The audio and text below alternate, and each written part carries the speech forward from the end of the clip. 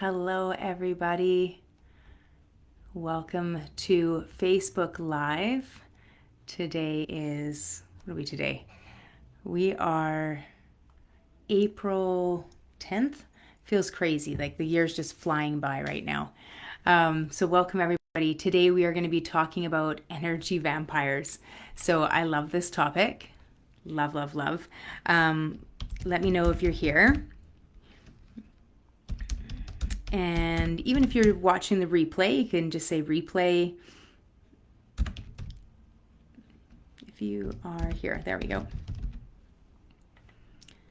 Last time it went really quick on a post and then I could see everybody's posts, and then some days it's like it just doesn't let me see the comments. So I'm like, I just never know. Anyways, we'll see how we pull this out today. Just getting used to the fact that some things I'm super good with the tech, and then some things it's like it just confounds me. So one thing to know is that Facebook has changed their rules on Facebook Lives and keeping them. And I did not realize that for the first few of our lives that we did. So the ones that I did become aware of, I've actually created a YouTube playlist called The Awakening Circle. And so what I do is a couple days after we have done the live here, then I'll post it over there to make sure. So after 30 days, it gets deleted off of here. And then when I remember, I'll try and go back into these and I'll post the link. So then if you go back to it and it's not there, at least you have the link that will shoot you right over to the YouTube that will have the recording of this. So I'll handle it by doing it that way. And also just to let you guys know, we've got the Sovereignty Rising podcast that is beginning. So the trailer is up. It is in almost all of the podcast listening areas such as Spotify and Apple. And then it's just waiting for its final authority for iHeartRadio. And then it'll be on there as well. So we're getting it all done. And I'm just finished recording episode 3. And we'll have the first 4 episodes are going to drop on Good Friday. And then I'm going to drop 4 more episodes on the following Friday, on the 25th, I think that is. And then after that, we'll drop 1 episode a week. So that's how we're going to get through all of that. So, So check that out. I will put the link for the podcast in below. And I would love your guys' feedback if there's a topic that you want us to talk on, that sort of thing. So the one that I just recorded today, episode 3, is going to be shaking the good girl mask.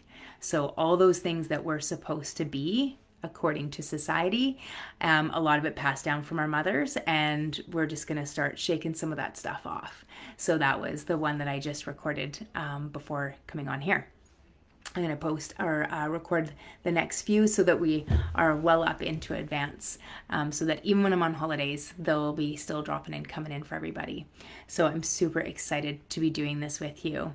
Oh, hello, Chris. Oh, yay. Okay, I just saw the post, so I think I figured out how my little thing I need to see so that I can see people. So this is good. So today we are going to be talking about the truth about energy vampires and how to protect yourself. Now, I know I probably seem really excited about this topic, and it's because I do really love this topic. And maybe it's just I'm a little twisted, but, I just think about this. So just, is there any relationships or any conversations that you walk away from and you feel completely drained, like somebody has just sucked the energy right out of you? Now, most of us, luckily, in this time, we've heard these terms before, so it's not something new. But the question a lot of people come to me with is, how do I deal with that? Like maybe it's your coworker, maybe it's a family member, maybe it's your spouse. So there's some people in our life where it can feel like, how do I deal with this? How do I handle this situation without burning it all down? And that is a serious concern that many of us have. So, and some of the ways we don't think about it. So first, I want to say that it's not people are evil. So it could be a family member who always brings drama. It could be a friend who's constantly complaining. A coworker who leaves you feeling exhausted every single time you interact with them. And so those are all energy vampires, is what we would call them. And it's not that they don't need fangs and capes, but it's that they just need access to our time, our attention, and our emotions. And if you don't protect your energy, they will absolutely drain you dry. Now, when we're going through this and how to identify them and why they affect you so much, most importantly is how to protect yourself without feeling any guilt. But one of the first things that I want to say again about this is it's not that these people are evil. And I think that's important that we hit on it, because what happens a lot of the times, we feel bad. We feel bad that we feel this way about them. And it's fair, you literally are drained. So it's okay to feel like, ugh, and to want to shake that off. And it's okay to try and protect ourselves. And I'm always cautious about that word, because I don't want it to feel like it's armoring. And I think sometimes as soon as we say, you need to protect your energy, we think we need to guard. And it's actually not what we need to do. As a matter of fact, when we guard ourselves, in the typical way of like armoring up, then we kind of close our energy in. And what actually ended up happening is we feel drained, but in a different way. And it's not natural. Our heart is not used to that. That's not proper etiquette for our energy body, for our physical body, or for our soul. So it is, when I say the word protection, I'm not talking about us armoring up. I'm talking about us in a very healthy way. It's almost more like holding your energy. So if you've ever like seen a video of like a Qigong master, and they, with very little movement, they're not like these big explosive movements, they can absolutely push people back by controlling their energy in a different way. And we can do that without training for decades. We can actually start to learn how to hone our energy field and contain our energy, so that within the containment of our energy, it's kind of like we smile and we're like, okay, you do you. Or my fave, I love that for you. I don't love it for me, but love that for you. And we can just hold our space instead of allowing, and I do use that word very intentionally, we allow people to take our energy. So they're doing it because they're unaware, but once we're aware, it's our responsibility to contain our energy instead of allowing them to suck us dry. So keep that there. And so they're not evil, but what they are is unaware. And sometimes that can, again, we can feel a little bit guilty because it feels like we're saying it feels like maybe derogatory, but it's not. It's just that we're saying, they're not aware of themselves. As a matter of fact, because I lead with curiosity on a lot of things, if we were to ask them, are you aware that you complain all the time? Like you actually haven't had anything nice to say for a while, they would probably be pretty stunned. Or they would be appalled or embarrassed. So that's why I say they're usually not evil. They might be stuck in a loop, or they maybe will say, yeah, I actually am aware of that. I just can't seem to stop. And so there may be something else going on there. But when we say that they're unaware, it really helps us remember to think of them as like an innocent child. And that's how I do think of a lot of things in my world, is I think, people are in an innocent phase. They're just not aware. And when we can see it that way, or what happened to you versus what's wrong with you, then we have the ability to open our heart and have a little more compassion without still, I'm not asking you to lay down in front of them and let them suck you dry. That's not what we're talking about here. But having compassion allows us to also not get resentment, anger, or judgment, which is a whole nother energy drain. And so that's why I say be careful about when we use words like protection, because when we're thinking of that and we gardening is often done as judgment. And when we're judging people and we get resentful, then we're building up emotions that are lineages of anger, and anger is the fastest way to make ourselves sick. So it's the leading cause of dis-ease or stress within our bodies. So fear and anger are two lineages we're not trying to look towards. So when we get curious, curiosity helps us stay in alignment with our soul. It's one of the characteristics of our higher, more deeper self. And so curiosity, compassion, clarity, those are all aspects of the spirit. And so by coming at it from that point of view, it just keeps us more in alignment, in attunement and integrity with ourselves. So I say that as I say those words like protection. So just keep that in mind. So coming in this with curiosity allows us to be a little gentler and maintain the relationship as opposed to burning it to the ground, which used to be my go-to way, was scorched earth. So as I say this to you as a fire person, is very much, I used to scorch earth when people were doing this. I'm like, you're dead to me. And so now it's very much coming back and being like, it's okay. Like, this is just how people are, and it's my choice whether I spend time with them. And if I feel that it's something I want to put the effort into, then I will actually start getting curious and ask questions, allowing them to start becoming aware of themselves so that we can have a better, more intimate relationship that has a more solid foundation. And so if you think of them as being unaware, most energy vampires aren't intentionally trying to drain you. They're just stuck. And this is where I say, what's like, what happened to you? Because they're stuck in their own pain and they're looking for a place to unload it. So you can imagine this little person that's stuck and they're like, I've got this package of pain. I don't know where to put it. Can I give it to you? And you're like, no, dude. And they're like, oh, can I give it to you? And they don't know, they're unaware that an option is actually just to put it down. Like, just put it down. You don't need to give it to anybody. But sometimes that can feel lonely. So this is, what happens with people. If you think of them from that point of view, just being lost, can I give this to you? That is an easier way to look at what's happening in our experiences and our relationships. And some do it through constant complaining. So this is what I grew up with, or you might think of them as sometimes the hypochondriacs that, constantly have something wrong with their life, whether it's their health or something else going on. And some do it through manipulation, guilt tripping, or playing the victim. So I've dealt with all of this is how I grew up. And this was very normal in my world. And it wasn't until I was almost 40 that I actually clued in to what I had grown up with and what was normal in my life. And so when we understand it like that, then we can start to go, oh yeah, they're totally asleep. They have no idea that they're trying to manipulate my actions and my behavior to make them feel more, to make them feel significant or worthy. And so again, realizing that an energy vampire is a person who is unaware of themselves, and that's because they're stuck in their own pain, and even in, at the baseline of narcissists is somebody stuck. They have no idea.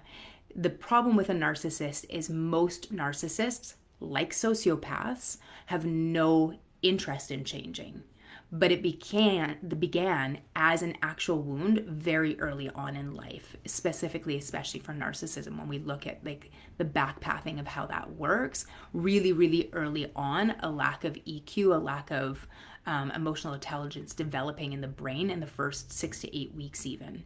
So that's why I say the question I always ask, even to my mom on the last 9 days while I sat beside her before she passed, was every time another memory came up, and I literally spent 9 days in a deep trauma response of all these traumas coming up. And this, just so you know, I love this topic. It took me a long time to understand that this was my mom.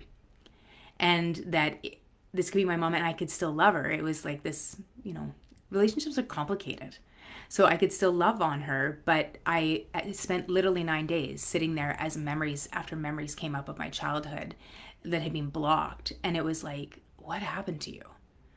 What happened to you that you couldn't protect your only child? What happened to you that you couldn't show love to your child? What happened to you that you never told your child you were proud of her? And so there was these moments, but by being curious, then I also could just see how small and hurting and low self-esteem that she had struggled through her whole life. And that allowed me to have compassion, which allowed me to be able to sit there and have no resentment at the time of her death, which is what I want for every one of you. I want you to be able to walk through life without resentment, without judgment, and without suffering. Pain's inevitable. It's absolutely inevitable. We are designed we've got emotions and thoughts and bodies. So while we are here having a human experience, pain is inevitable. Suffering is optional. And what that means is suffering is caused by thoughts. And so once we understand that, then we go, oh, it's my thinking this shouldn't be this way that's causing my suffering. Life is what it is. And it's my thoughts about how life should be, or what's right or what's wrong, that's causing my suffering. And once we let those pieces go, let go of the need to know why things happen, let go of expectations and judgments, we end our suffering. And so this is what my desire is for myself. I absolutely desire for myself to have complete peace. And it's my desire for you and for this world. Only hurt people. So if each of us did our healing work and we started here, we started in home, then we wouldn't be perpetuating pain out. And so this is why this topic I love so much, because it was so much part of my life and I was completely unaware of what was happening in my world. So keep this in mind as we're going through this, what they look like, what's happening for them, and then what this actually can look like for you as the person that it's being projected onto. And how do we spot them? So often, this was my experience, was I felt so exhausted when my mom left or when I got off the phone. And there's other people in my life that have definitely got this as well. It's not like it's just her, it's just an easy, one that's very solid that I can give you, where I don't have to worry about actually hurting their feelings or anything else by it being public, because now that she's passed, that's not something that I have to concern myself with. And I would never actually want to share a story without considering that it could harm somebody else or make them feel embarrassed or ashamed. So that's why I'm going to use that relationship in my life. And the other piece is that we can feel as anxious. So even anxious while we're with them, and even anxious getting into the conversation. Like I used to start feeling anxious as soon as I would look at my phone and it would say mom when it was ringing. And so I would be like, like you're kind of prepping for it. Or off. So just feeling off and out of sorts when you're around them. And the relationships often feel one-sided, as in you give and they take. And that feels totally acceptable to them. So if it feels like a one-sided relationship, this is a piece of that as well. And they tend to ignore your boundaries. So they make you feel guilty for even having them. It took me a long time to establish boundaries, and the reason I understand boundaries so much and why I teach on them so much is because it took me a long time to be able to establish boundaries in this base relationship. And so understanding why they're doing this helps us, because your boundaries are stopping them from getting what they want, what they desire. And that's okay. It's okay for them to not get what they desire. It's okay to say no. And it takes a bit for us to get here. So this can be the friend that always calls to vent but never asks how you're doing. That is an energy vampire. So this is, I've even had friends where I've had to have the call. And I guess that's part of my role as a contrarian soul guide, is not just in my work, it's just who I am. And so I absolutely have had friends where I've said, okay, we need to talk. Are you aware that you're doing this? And they're like, no. And I'm like, oh, this might be why you're having some blowback from some other friends. And they're like, oh God, what do I do? And so then it's this awareness. So again, they're unaware. So keep that in mind as we're going through this. How much effort do you want to put into it and into the development of that relationship? And why do they affect us so much? So our nervous system, I love this. So our nervous system absorbs their energy. And that's a concern. So remember I said it's when we're protecting and guarding, it's that we're containing. And so in a containment, not only are we holding our own energy, but we're not taking theirs on. And so if you think of a person's bioelectromagnetic field, which is your aura, and your bioelectromagnetic field. So bio body, electrical is the mental aspect. So the energy of thought, beliefs, intellect, ego, those are all electrical. And then we have magnetic, which would be the emotional component of the body, the subtle body. So that's your heart, your emotions.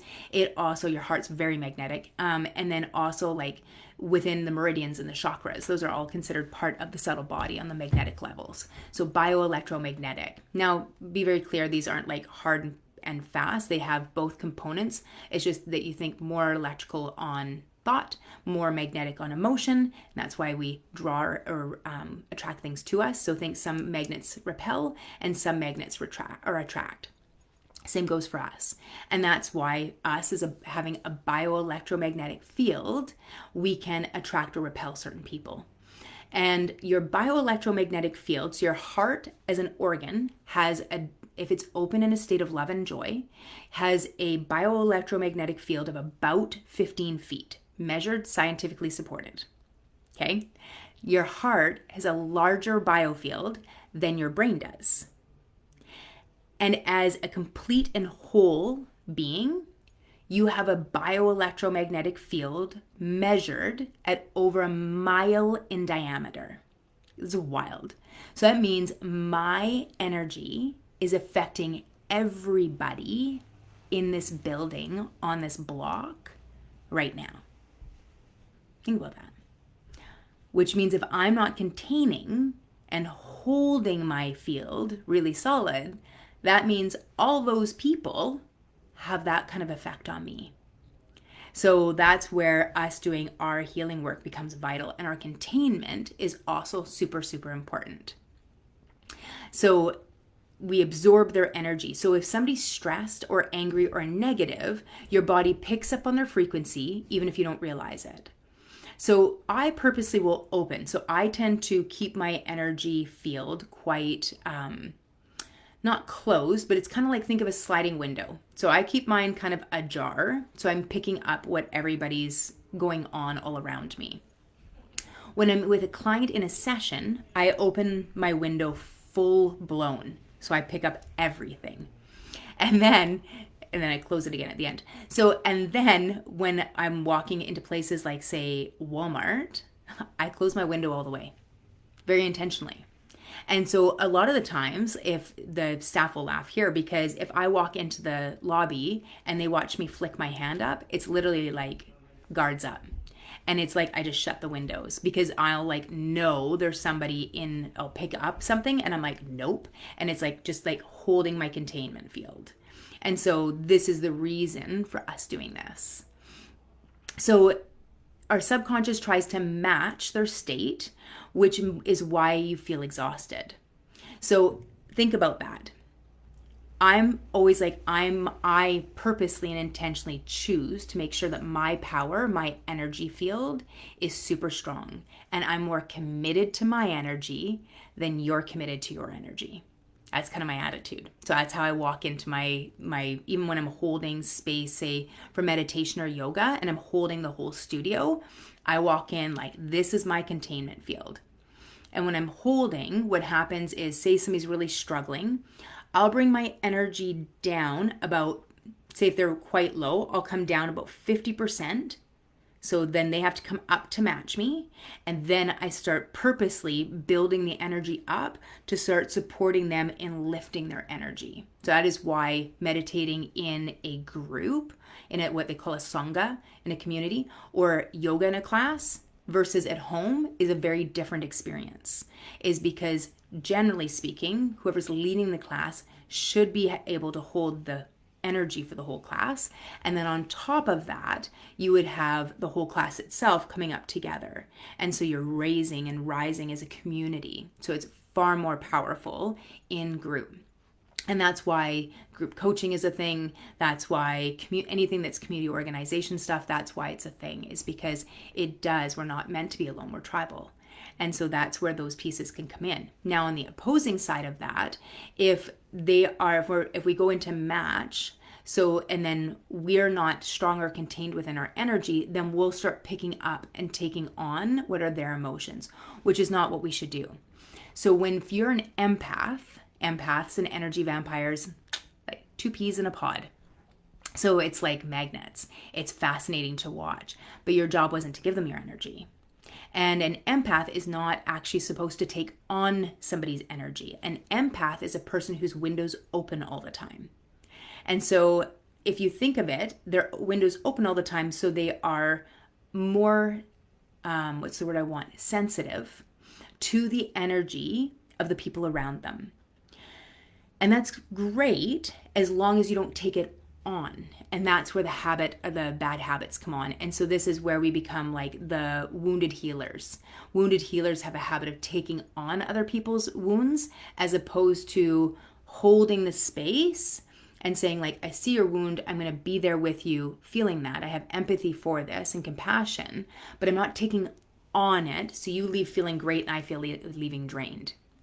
So that is a big problem with the situation when we don't let people just put their stuff down, but we actually take it. And so empaths have a habit of taking it because we want to be helpful. It's not like it's a poor intention, but it's still not healthy because now we've created an attachment issue as opposed to connection.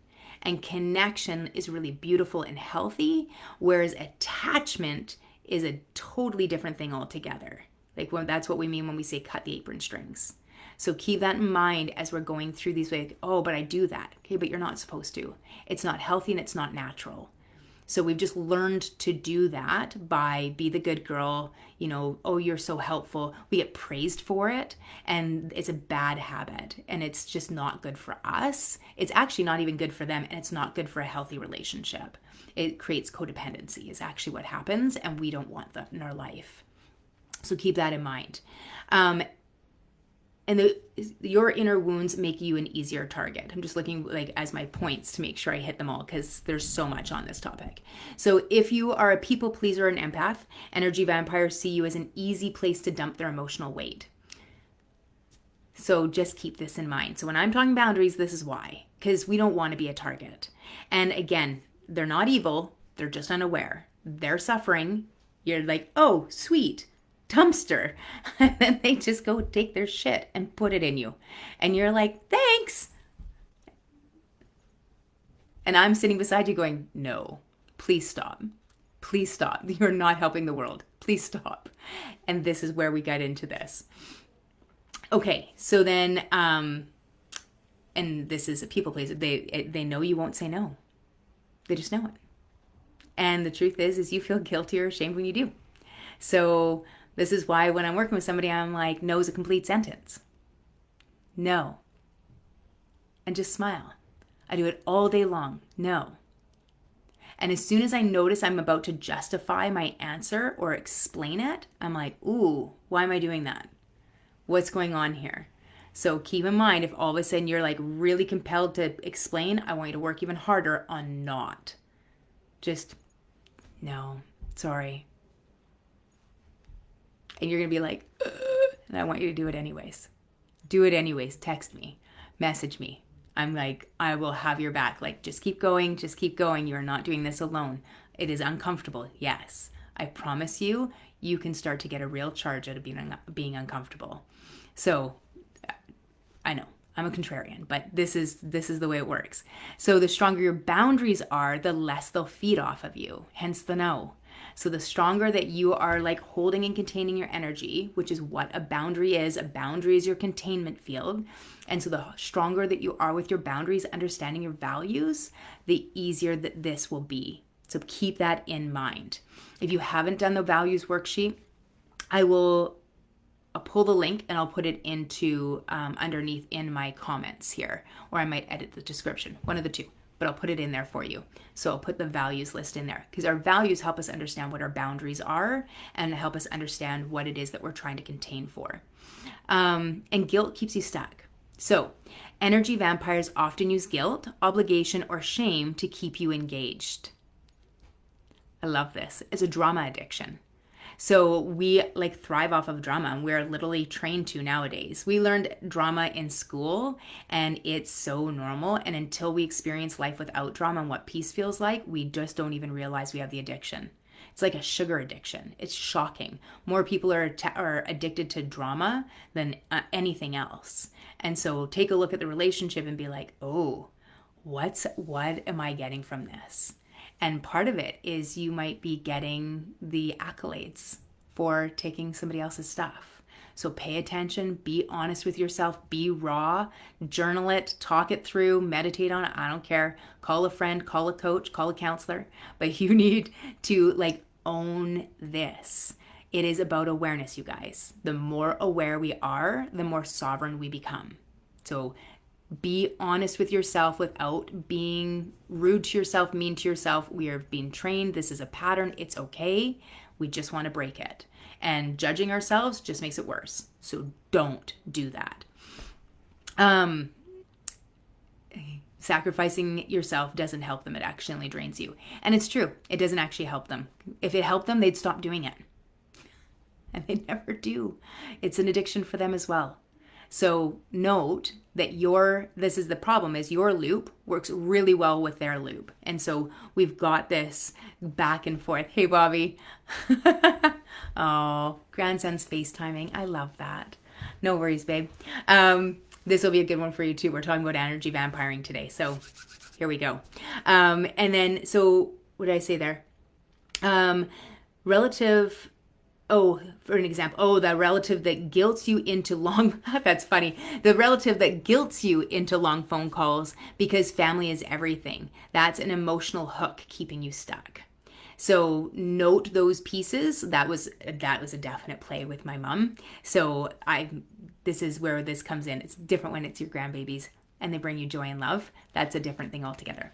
But if it's a family member or a friend that guilts you into having those calls where they're like, oh, you don't have time for me? Oh, anything like that, warning signs. Those are your little bells that are like, better get all your energy up here. So how do we protect ourselves without guilt? Well, recognizing that energy is supposed to be an exchange. It's supposed to be give and take. So if you think of this, we talk about this a lot in anybody that has energy work. If they do, and energy work can be coaching, cranial sacral, Reiki, all those things. There's like this really interesting thing about giving your skills away and then not being paid for them. It's not good. So because it's an exchange. And so all money is energy. And we just put an allotted amount of energy on the exchange that we're getting. And so if we can think of that way, that when it's an easy way to say, so when you're working, you're giving your energy for your work, even if you work for somebody, and they're giving you an exchange of energy in the form of money. So the same thing happens in our relationships. They're supposed to be give and take. And yes, there's always going to be times where it might be more giving and there'll be times that it's more taking. So like for myself in January and February, I didn't have a lot to give. I was not only going through the grief and that of my mom passing, but I was also really trying to process a lot of trauma, and I didn't have a lot to give. Now, I also didn't call a lot of people. I actually almost disappeared in terms of anything outside of my work. So people would like, oh, I'm going to come over and see Dawn. And my husband was like, nope. And they're like, well, I just want to like give her my, nope, nobody's coming near her. And he was great. He contained and blocked everybody from me. And I needed that because I didn't have anything to give. And honestly, it exhausted me to even talk about what I was going through. I didn't want to talk about it. I wasn't ready to yet. And I didn't want to feel like I had to, even in that, right? Like you have to share. And I didn't want to. And so, it's supposed to be this very give and take relationship. And that's the way I like my relationships.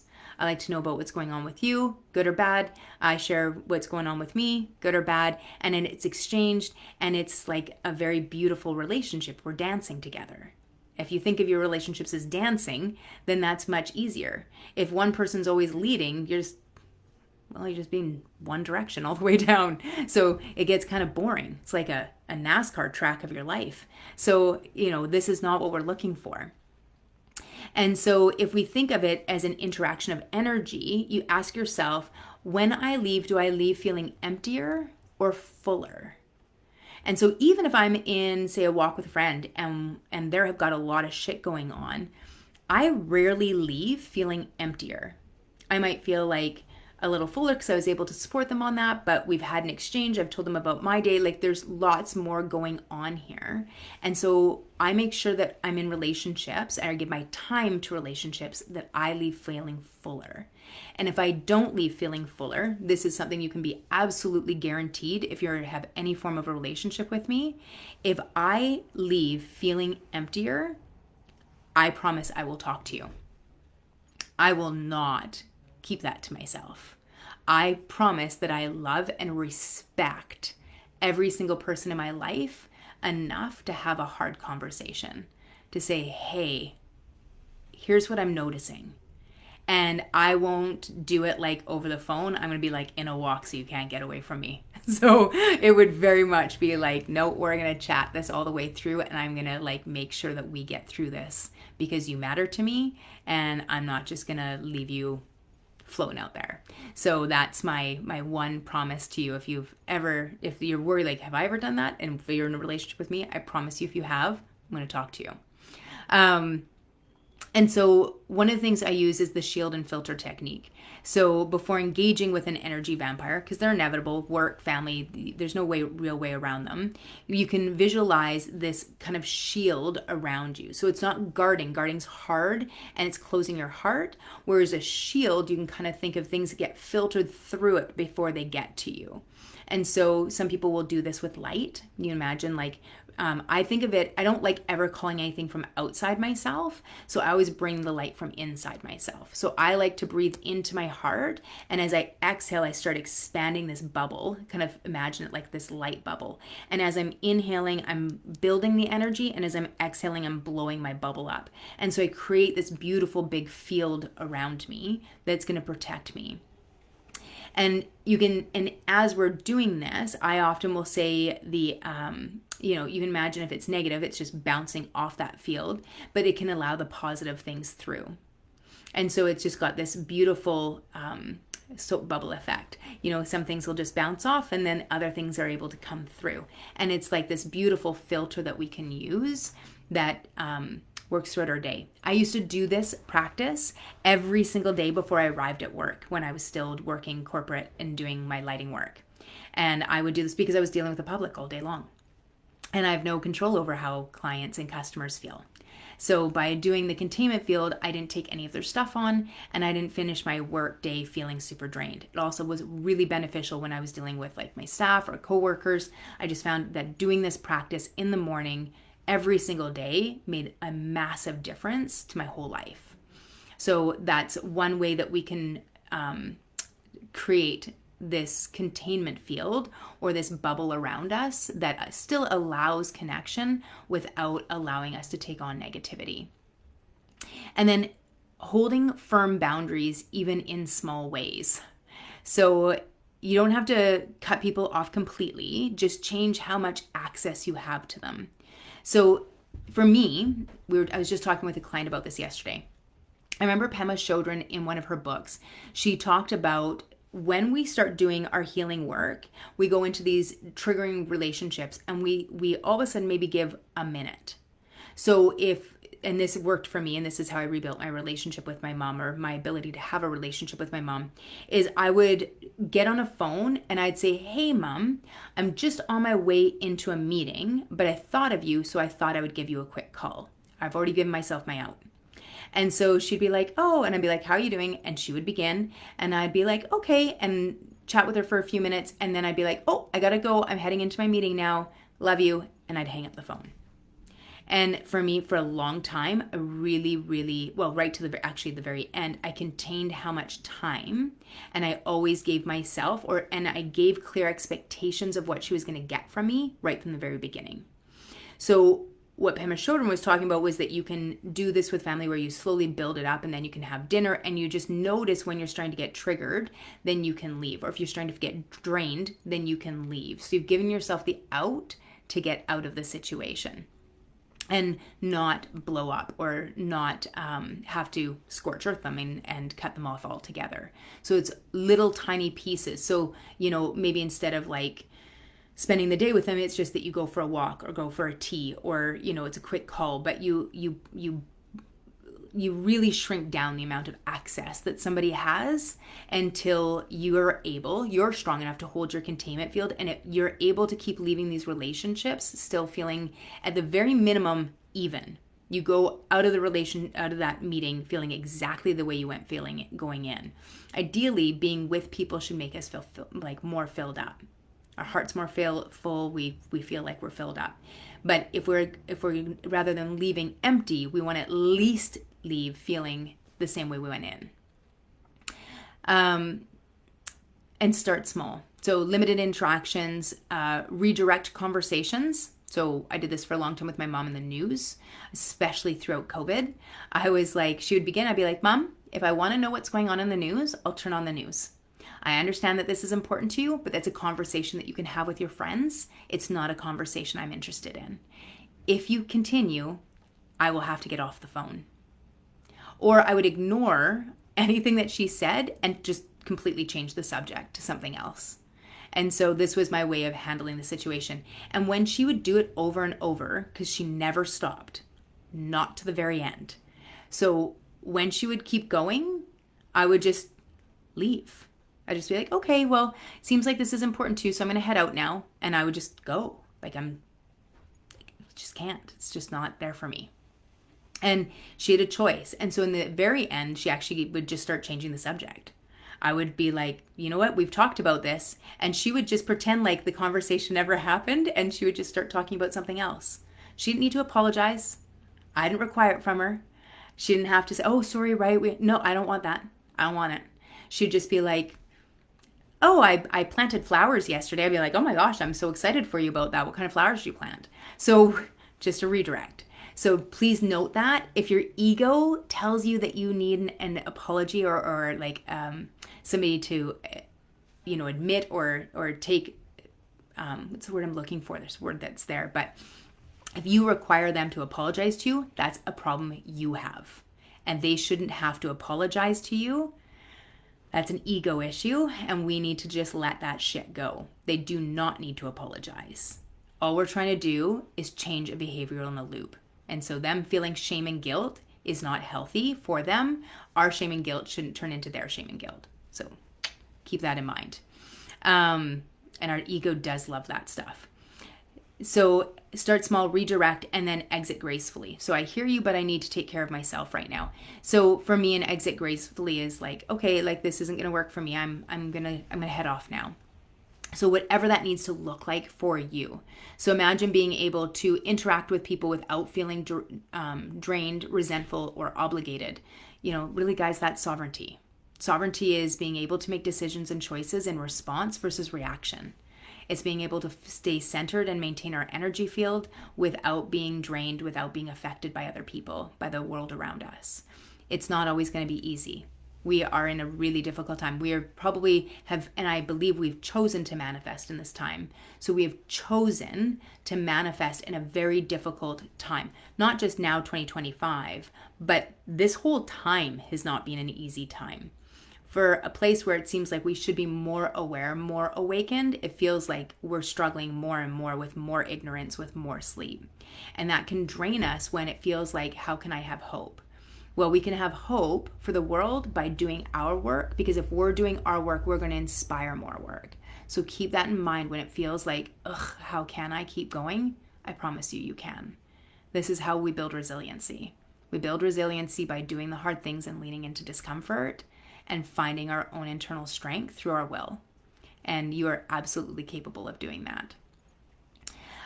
Things to let you guys know. VIP day, I have one on Saturday and I still have a few spots left. It is $47. I'll put the link in the description as well. It's going to be from 9 a.m. until 1 p.m. And we are going to be working on clearing energy cords, draining relationships, breathwork, somatic healing, and some real-time practice with saying no without guilt, all these things. So the things we talk about when we're doing a 4-hour VIP kind of coaching session in there. So I'm super pumped to play with you guys. So if you want in on that, the link will be in the notes. Once we're finished this, I'll stick it in there. along with that values worksheet. So yes, there's limited spots available. I try to keep them smaller groups because I want to be able to have that interaction and people to feel heard and seen, as opposed to feeling kind of lost in there. And go ahead and throw a protect my energy in the comments if this hit home for you, because this has always been a big one for me. And again, we've just started the Sovereignty Rising podcast, Ditch the Fear, Embrace Your Flame. So you can follow us there as well, and we'll be having some fun conversations where I am really just owning this role as contrarian soul guide. And we're going to have some fun just shaking shit up and being real, being authentic, and finding peace, finding joy in life again. All right, you guys, until next time, I love you all. I see the light in you. And it is absolutely frickin' brilliant. Do not forget that. See you soon. Praise the blessings.